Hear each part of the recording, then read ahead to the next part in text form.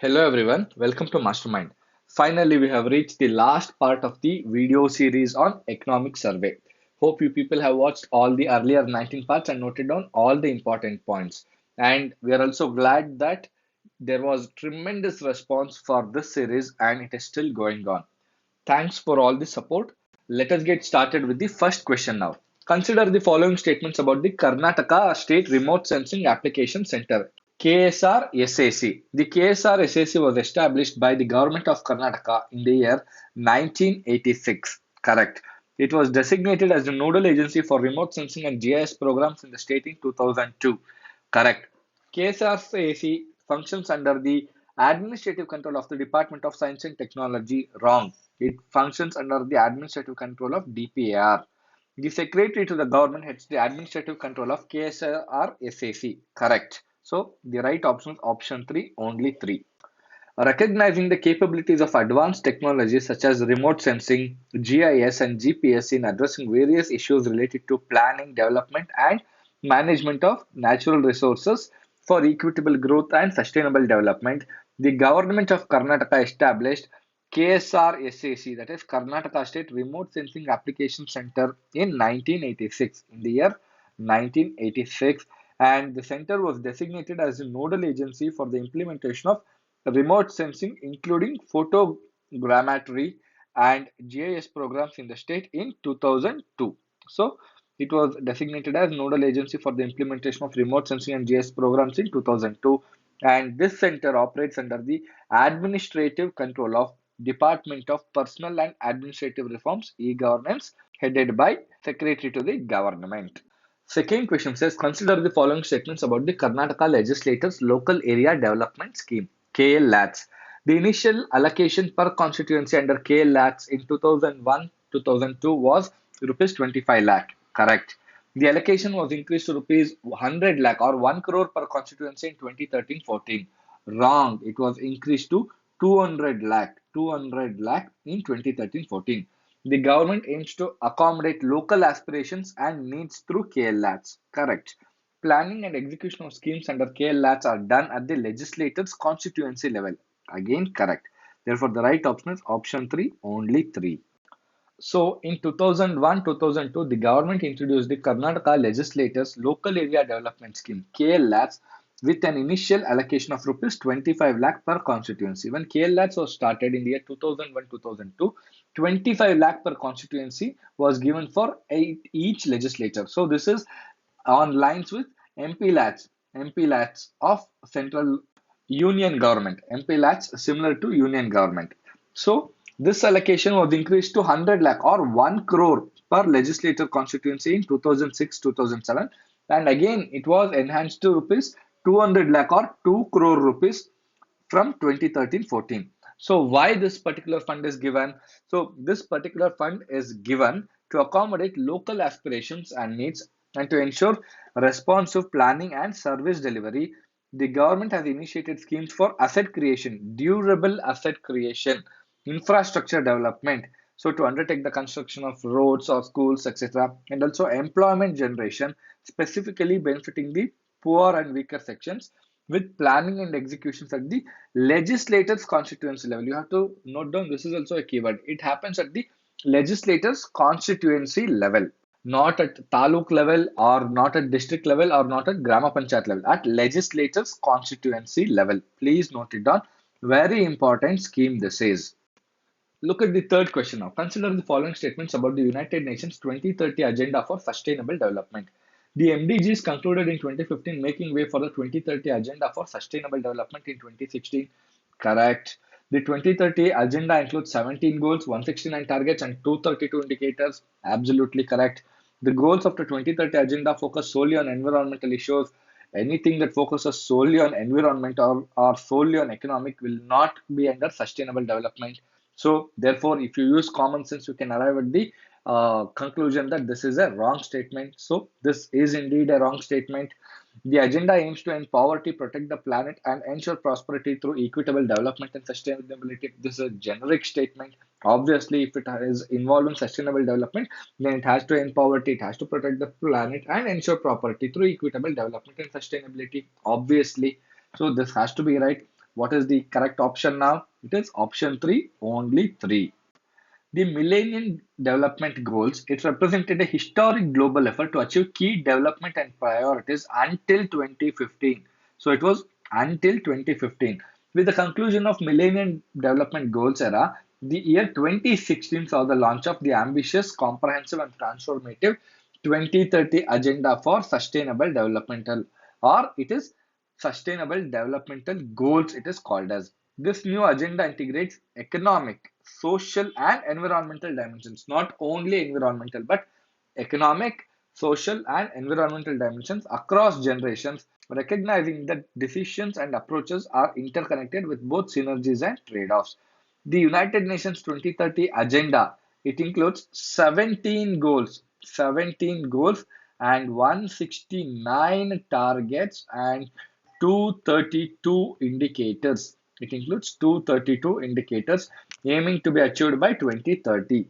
These interdependent goals address social, environmental, and economic issues such as poverty, hunger, health, education, climate change, gender equality, water, sanitation, energy, urbanization, environment, and social justice. We will discuss all this in detail in the fifth question. The overarching aim of the Sustainable Developmental Goals or 2030 Agenda for Sustainable Development is to end poverty, protect the planet, and ensure prosperity through equitable development and environmental sustainability. So, you have to remember this statement because you can use this statement in mains as well. Consider the following statements about the Members of Parliament Local Area Development Scheme, MP-LATS.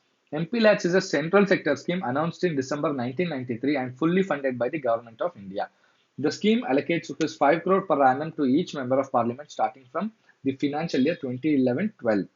Karnataka is represented by 28 members of the Lok Sabha and 14 members of the Rajya Sabha. The state nodal department for coordinating and monitoring MP-LATS in Karnataka is a planning, programming, monitoring and statistical department.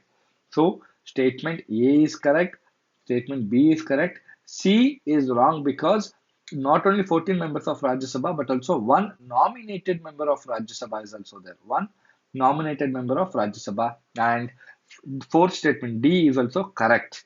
So the right option, option 3, only 3. So MPLATS is a central sector scheme fully funded by the Government of India and it was announced in December 1993. The primary objective of the scheme is to empower each member of parliament to recommend developmental works, emphasizing the creation of durable community assets based on the locally felt needs of the people. Starting from the financial year 2011-12, each MP got rupees 5 crore per annum. So each MP, whether Lok Sabha or Rajya Sabha, they got 5 crore per annum so that they can undertake developmental works to a tune of 5 crore in their assembly if it is a Lok Sabha member of parliament. So Karnataka is represented by 28 members of Lok Sabha, 12 members of Rajya Sabha and one nominated member of the Rajya Sabha. The Planning, Program, Monitoring and Statistical Department of the Government of Karnataka is designated as the state nodal department to coordinate and monitor the implementation of NP-LAT scheme. While at the union level, it is Ministry of Statistics and Program Implementation at the union level or central level. Very, very important scheme. Please remember. So last question of the series as well as for the day. Match the following sustainable developmental goals with their corresponding objectives. Goal 1, goal 2, goal 3, goal 4. So goal 1 is end poverty in all its forms. So here it is 3A. And then goal 2 is to end hunger, achieve food security and improve nutrition and promote sustainable agriculture. So here it is. Goal 3 is ensure healthy lives and promote well-being for all. So 1 is C, and goal 5 is achieve gender equality and empower all women and girls. So it is D. The right option is A3, B4, C1, D2. That is option 1. So you have to remember these 17 goals and their number. Very, very important. Goal number 1 is no poverty. Goal number 1 says no poverty. So when there is no poverty, what happens? It leads to goal number 2. That is no hunger or zero hunger. If there is zero hunger, if everybody is eating good food, if everybody is getting nutrition, then what happens? Then it will lead to good health and well-being of the people. See how goal 1, 2 and 3 are interconnected. First of all, you have to eliminate poverty. So when there is no poverty, then everybody will eat every time. So then that leads to zero hunger. If there is zero hunger and if there is no micronutrient deficiency, what will it lead to? Good health and well-being. So if the people are able to have good health for their children, they will be able to work well and send their children to school so that they'll get good quality education. That is goal number 4. So since there is good health and well-being and also there is no poverty, both males and females or both male and female kid will be sent to schools, which will lead to gender equality. Gender equality is goal number 5. So when they go to school, they will get clean water and sanitation. They have to get clean water and sanitation, which is the goal number 6. And again, so when the kids are going to school, they should get clean water and sanitation, which is goal number 6. And then it leads to goal number 7, that is affordable and clean energy. Affordable and clean energy, that is when the students come to home, they have to study at home. So what they require there, it is affordable and clean energy at home. So once with all this, when they graduate, what will they get? They will get decent work and it will lead to economic growth of the country, which is goal number 8. As there will be economic growth, then there will be industry innovation and infrastructure enhancement, that is goal number 9. As everybody is working now, it leads to reduced inequalities. That is goal number 10. As there is inequality is reduced, these cities will become sustainable and there will be community feeling. So it leads to goal number 11, that is sustainable cities and communities. As there is sustainable cities and communities, now people will stress more on responsible consumption and production since everybody is working. As there is responsible consumption and production, people will also start thinking about the climate action because since this economic growth is taking place and since it has got industrialized, now there will be greenhouse gas emission and there will be climate change. So therefore, people will look at climate action, which is goal number 13. And since climate is changing, life below water will definitely be affected as the industries will release pollutants into oceans, ponds, lakes, etc. And since life below water is affected, the life on land also will be affected proportionately because entire human population is dependent on water. And then once all these things are disturbed, people will start focusing on peace, justice, and strong institutions on the global level, national level, and local level. And to achieve all these things, they'll get partnered to achieve the goals. Therefore, 17th is the partnership for the goals. This is how you have to remember all the 17 goals. You have no other option. You have to remember 17 goals. You can create your own story to remember all the 17 goals, but create some story and remember all the goals. So with this, we have come to the end of 20th part.